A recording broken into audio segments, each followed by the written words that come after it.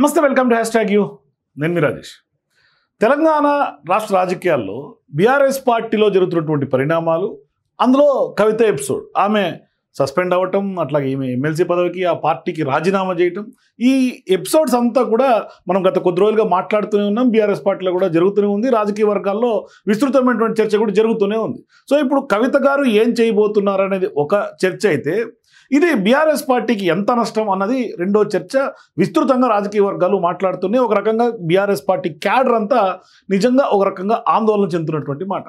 అయితే ఇటువంటి సందర్భాల్లో గతంలో కేసీఆర్ గారు ఒక్కసారి ఆయన దగ్గరగా ఉన్నటువంటి ఒక 2-3 పెద్ద మనుషులతోటి కవిత ఇంటికి పంపించి చర్చలు జరిపినట్టుగా మనకు కొంత సమాచారం వచ్చింది. పెద్ద ఎత్తున సోషల్ మీడియాలో, అట్లాగే మీడియా వర్గాల్లో, రాజకీయ వర్గాల్లో విస్తృతమైనటువంటి చర్చ కూడా జరిగింది. మరి ఆ రాయబారం ఫలించినట్టుగా కనిపించలా. ఎందుకంటే జరిగినటువంటి అన్ని పరిణామాలు, ఆ రోజు కూడా కవిత గారు స్పష్టంగా జరిగినటువంటి ఆమె మీద జరిగినటువంటి అంశాలు, కుట్రలు, కుతంత్రాలన్నీ కూడా వాళ్ళతో వివరించినట్టుగా కూడా కొంత కథనాలు వెలువడ్డాయి.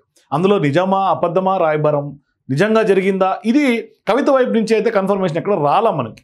కానీ సీన్ కట్ చేస్తే ఇవాళ బీఆర్ఎస్ పార్టీలో జరుగుతున్నటువంటి పరిణామాల నేపథ్యంలో మరి బీఆర్ఎస్ పార్టీ ఒక రకంగా జరుగుతున్నటువంటి డ్యామేజ్కి, ఎందుకంటే ఒకవైపు జూబ్లీహిల్స్ బై ఎలక్షన్స్, అట్లాగే స్థానిక సంస్థల ఎన్నికలు, ఇట్లా వరుసగా ఇప్పటికే ఒకవైపు పరాజయాలు బీఆర్ఎస్ పార్టీకి చేదు అనుభవాలుగా మిగులుస్తూ ఉన్నాయి. మరోవైపు ఒకవైపు కాంగ్రెస్ పార్టీకి ఏమో కొంత వ్యతిరేకత ఉన్నప్పటికీ, ప్రభుత్వంలో ఎవరున్నా ఆ వ్యతిరేకత కొంత ఉంటుంది.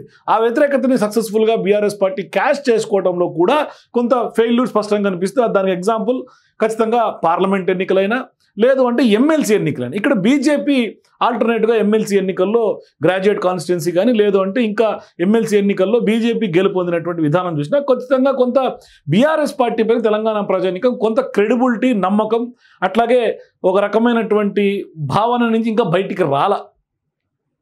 ఇటువంటి ఆల్ సిచ్యువేషన్స్ నేపథ్యంలో ఇప్పుడు కొంత బీఆర్ఎస్ పార్టీ ఎమ్మెల్సీ కవితని కొంత రాయబారం చేసే దిశగా ఇప్పుడు వాళ్ళ తల్లిని పంపించారు కేసీఆర్ అనే చర్చ జరుగుతోంది రాజకీయ వర్గాల్లో. సరే, వాళ్ళ తల్లి శోభమ్మ గారు అయితే కవిత గారి ఇంటికి వచ్చారు, కలిశారు, ఇదంతా ఒక ఎత్తు. మరి ఇక్కడ రావటము, మాట్లాడటము, ఇది రాజకీయ రాయబారంగానే చూడాలా? ఎందుకంటే తాజాగా ఆ రోజు రాత్రి వచ్చిన సందర్భంగా, ఆ రోజు కవిత గారి భర్త అయినటువంటి అనిల్ గారిది బర్త్డే. ఆమె ఆల్రెడీ సోషల్ మీడియాలో ఆమెకు సంబంధించినటువంటి అకౌంట్స్లో ఇట్లా బర్త్డే విషెస్ చెప్తా కూడా కొన్ని పోస్టులు పెట్టారు. కేక్ కటింగ్ ఫోటోలు, వీడియోలు కూడా ఆమె షేర్ చేసుకున్నారు. మరి వాళ్ళు కవిత వర్గం వాళ్ళు కానీ, లేకుంటే కొంతమంది చెప్తున్నటువంటి మాటలు ఏంటంటే, ఇక్కడ బర్త్డే విష్ చేయడానికి వచ్చారు అల్లుడు గారిది అనేది కొంతమంది చెప్తున్నటువంటి మాట. కానీ ఇక్కడ ప్రధానంగా రాజకీయ వర్గాల్లో రెండో కోణం అయితే మాత్రం ఇది కొంత రాయబారంగానే కనిపిస్తోంది. అంటే కవిత గారు తన తల్లి శోభమ్మ గారితో పేగు బంధం ఉంది కాబట్టి ఖచ్చితంగా ఆ విడిదిలేనటువంటి బంధాన్ని కూడా ఖచ్చితంగా ఆ దిశగానే, కనెక్ట్ అయ్యే దిశగానే అడుగులు వేశారు అనేది ఒక వైఖరి. అయితే ఇక్కడ ప్రధానంగా ఎప్పుడైతే బీఆర్ఎస్ పార్టీతో కొంత రాజకీయ బంధం కవిత గారికి తెగిందో, ఆ రోజు నుంచే కవిత యొక్క ఫాలోయర్స్ అందరూ కూడా ఆ రోజు తల్లి శోభమ్మ ఇద్దరూ కలిసి, కవితక్క జైలు నుంచి బయటికి రాగానే వాళ్ళిద్దరూ కలిసినటువంటి ఆప్యాయత కలయికని, ఆ వీడియోలని సోషల్ మీడియాలో విస్తృతంగా వైరల్ చేశారు.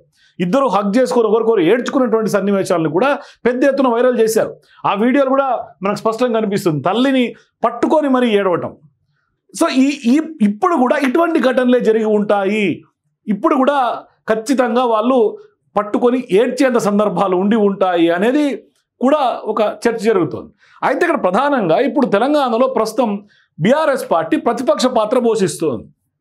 మరి ఈ వ్యవహారంలో ఇప్పుడు ఆ పార్టీలో అంతర్గతంగా నెలకొన్నటువంటి రాజకీయ కుంపటిని చల్లార్చే దిశగా ఏమన్నా పార్టీ అధినేతగా ఉన్నటువంటి సీఎం కేసీఆర్ ప్రయత్నాలు ప్రారంభించారా అన్న చర్చ జరుగుతోంది శోభమ్మ గారి విజిట్ తర్వాత. అంటే ఇప్పటివరకు ఎలాగున్నా భవిష్యత్తులో ముఖ్యంగా స్థానిక సంస్థల ఎన్నికలు ఉన్నటువంటి నేపథ్యంలో, ముంచుకొస్తున్నటువంటి తరుణంలో పార్టీ పరిణామాలను సరిచేసుకునేందుకు ఆయన కొంత రెడీ అయినట్టుగా కనిపిస్తోంది అనేది కొంత రాజకీయ వర్గాల చర్చ. దానికి అవుననే సమాధానమే వినిపిస్తోంది జరుగుతున్నటువంటి పరిణామాలు చూసిన తర్వాత. ఎందుకంటే ఇప్పుడు కల్వకుంట్ల కవిత గారి తల్లిగా ఉన్నటువంటి శోభమ్మ గారు స్వయంగా తన కుమార్తె కవిత ఇంటికి వెళ్ళటం, ఆమె చెప్తున్న కారణం వేరే ఉన్నా, ఇక రాక వెనుక మాత్రం ఖచ్చితంగా రాయబారం ఉందన్న వాదనే రాజకీయ వర్గాల్లో బలంగా వినిపిస్తూ ఉంది. అయితే ఇక్కడ కొంత కత్తికి లొంగంది కూడా కన్నతల్లికి లొంగుతుంది అనేది కొంత తెలుగు రాష్ట్రాల్లో ఉన్నటువంటి సామెత. సో ఇప్పుడు ఆ సామెత నిజం చేసే దిశగానే బీఆర్ఎస్లో నెలకొన్నటువంటి వివాదాలను పరిష్కరించేందుకు శోభమ్మ ప్రయత్నిస్తున్నారు అనే వాదన బలంగా వినిపిస్తూ ఉంది. సో తండ్రికి మద్దతు ఇస్తున్నటువంటి కవిత మరోవైపు హరీష్ రావు, సంతోష్ రావులను కూడా తీవ్రంగా విభేదిస్తూ ఏకంగా అవినీతి అనుకొండాలని ముద్రేసి పెద్ద ఎత్తున వాళ్ళు చేసినటువంటి వ్యవహారాలన్నింటి కూడా దిగ్గు తేల్చినటువంటి పరిస్థితి. ముఖ్యంగా కాళేశ్వరం సంబంధించినటువంటి అంశంలో అవినీతి జరగలేదని విపక్ష నాయకులు చెప్తుంటే జరిగినట్లుగా మాట్లాడి మరో రచ్చ చేశారు కవిత గారు. దీంతో ఆమె పైన బహిష్కరణ వేటు వేయాల్సి వచ్చింది బీఆర్ఎస్లో.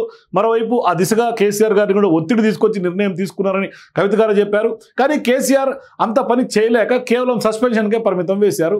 అయితే ఇక్కడ ఈ విషయంలోనే కేసీఆర్ పైన ఒత్తిళ్లు పనిచేస్తున్నాయని స్వయంగా కవిత గారే అడ్మిట్ చేశారు. మరి కన్నబిడ్డ పైన వేటు వేయడం ద్వారా పార్టీని కొంత బలహీనపరచుకోవడం సరికాదన్నది కూడా కొంత సీనియర్లు, ఉద్యమకారులు, కొంత కేసీఆర్ సన్నిహితులు, కుటుంబ సభ్యుల యొక్క వాదనగా కనిపిస్తోంది. కేసీఆర్ గారు కొంత ఉన్నటువంటి వాళ్ళందరితోటి చర్చించిన తర్వాత తప్పులు జరుగుతాయని, తప్పులు జరగకపోతే రాజకీయాలు లేవని, అంత మాత్రాన ఇంటి బిడ్డపై వేటు వేస్తే అది ఖచ్చితంగా తప్పుడు సంకేతాలు ఇచ్చినట్టుగా, కొంత ప్రజల్లోకి విస్తృతమైనటువంటి చర్చకు దారి తీసినట్టుగా అవుతుందని కూడా వారందరూ కేసీఆర్ గారికి కొంత అభిప్రాయం చెప్పినట్టుగా మనకు కొంత రాజకీయ వర్గాలు జరుగుతున్నటువంటి చర్చ. ఈ క్రమంలోనే కేసీఆర్ మున్ముందు ఈ పరిణామాలు పెరగకుండా ప్రస్తుతానికే తుంచేయాలి అంటే ఇప్పుడు జరిగినటువంటి ఇబ్బందులకి, నెలకొన్నటువంటి పరిణామాలకి ఇక పులి స్టాప్ పెట్టే దిశగా అడుగులు వేయబోతున్నట్లుగా సమాచారం.